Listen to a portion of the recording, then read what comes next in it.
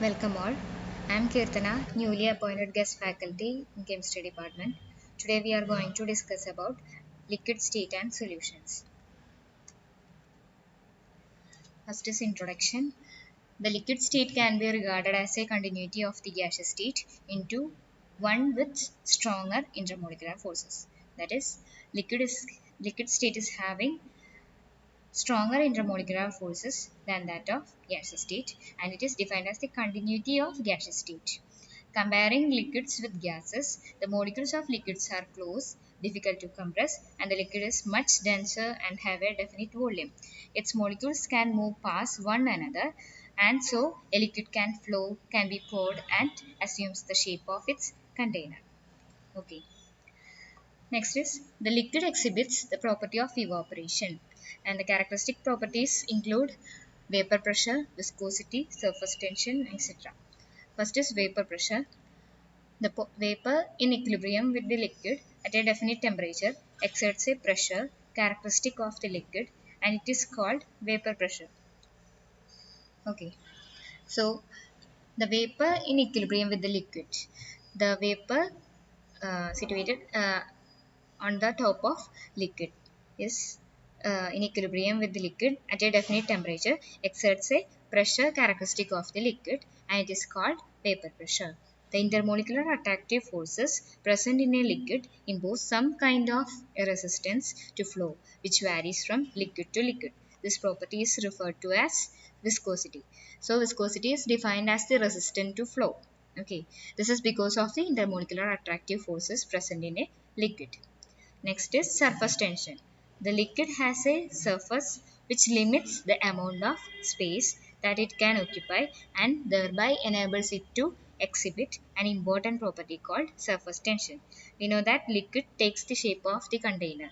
So the liquid is having definite limits which limits the amount of space that it can occupy and thereby enables it to exhibit an important property called surface tension. Next, some characteristic properties of the liquid state. There are significant attractive forces between molecules in a liquid. We have already seen this. It is much more than that in gaseous state.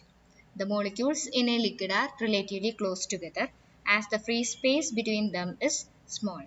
A liquid is nearly incompressible. The average kinetic energy of the molecules in a liquid is a function of temperature. That is, the average kinetic energy increases with increase in temperature. Liquids are denser than gases. This is because the same reason is that there is significant attractive forces between the molecules. Diffusion of liquids is lower than that of gases.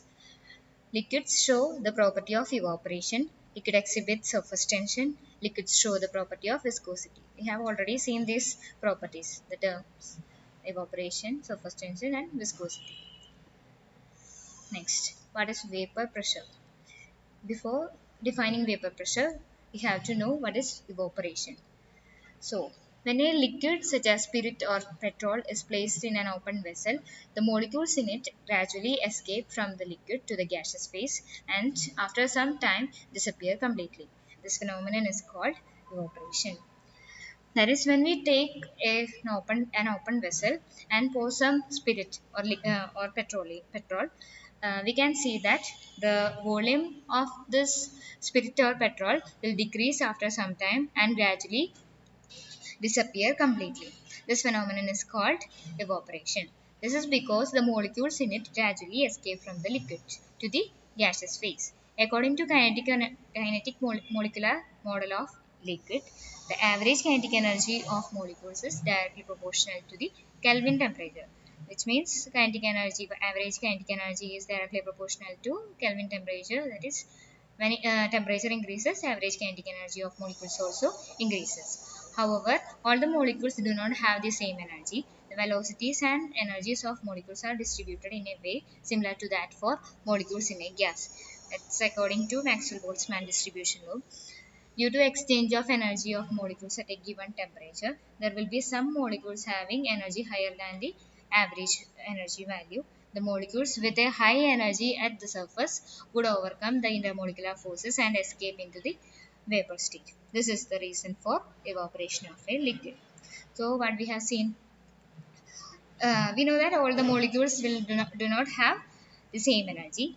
The velocities and energies of molecules are distributed in a way similar to that for molecules in a gas. Okay, so according to this Maxwell-Boltzmann distribution, the velocities and energies of molecules are distributed like that of the molecules in a gas. So some molecules will have energy lower than the average energy value, and some will have energy higher than the average energy value. So the molecules with a high energy at the surface would overcome these intermolecular forces and escape into the vapor state. This is the reason for evaporation of a liquid. So next is factors affecting evaporation. First is nature of the liquid. Next, surface area. Third one is temperature. So nature of the liquid. The extent of evaporation depends on the magnitude of the cohesive forces in the liquid. Okay, so we have seen that there is significant intermolecular attractions between the molecules of the liquid. So this depend on the that is the evaporation depends on the magnitude of cohesive forces in the liquid. The greater the intermolecular attraction, the less would be the tendency to evaporate. Surface area. Since the evaporation takes place from the surface, the rate of evaporation is a function of surface area of the liquid. That is, when surface area increases, the evaporation also increases. Next is temperature. The higher the temperature, the more the molecules that can acquire energy to escape from the cohesive forces. That is, the rate of evaporation increases with increase in temperature. Next is vapor pressure. So, when a liquid is taken in an open container, we have given one open container and closed container. We are taking a liquid in open container. The molecules that enter the vapor phase through evaporation can escape and drift away until the liquid evaporates completely. But when we take the liquid in a closed vessel, that is closed container, the molecules are getting trapped. Okay. So, when a liquid evaporates in a closed vessel at constant temperature, the molecules that enter the vapor phase collide with one another and energy transfer during their random motion. Okay. Consequently, when this collision happen, the energy of some molecules will be decreased. Those with lower energy tend to return to the liquid phase. This is called condensation. Ultimately, the number of molecules returning to the liquid and the number escaping become equal, at which point a dynamic equilibrium exists. That is, at this stage, rate of evaporation is equal to the rate of condensation, and the pressure exerted by the vapor is called the equilibrium vapor pressure, or simply vapor pressure of the liquid at that temperature. So what we have seen, in a closed container, the liquids will collide in the vapor phase and the energy become decreased for some molecules. So when the number of molecules returning to the ultimately the number of molecules returning to the liquid and the number escaping become equal, at which point a dynamic equilibrium exists. At some point, the dynamic equilibrium between evaporation and condensation will be there. That is, the rate of evaporation or the rate of vaporization is equal to rate of condensation, and the pressure exerted by the vapor is called equilibrium vapor pressure, or simply vapor pressure of the liquid at that temperature. So what is vapor pressure? The vapor pressure of a liquid at a definite temperature is defined as the pressure of vapor in equilibrium with the liquid at that temperature. Okay, that is vapor pressure of a liquid. We will define the vapor pressure of a liquid at a definite temperature, and it is the pressure of vapor in equilibrium with the liquid at that particular temperature. Okay, thank you.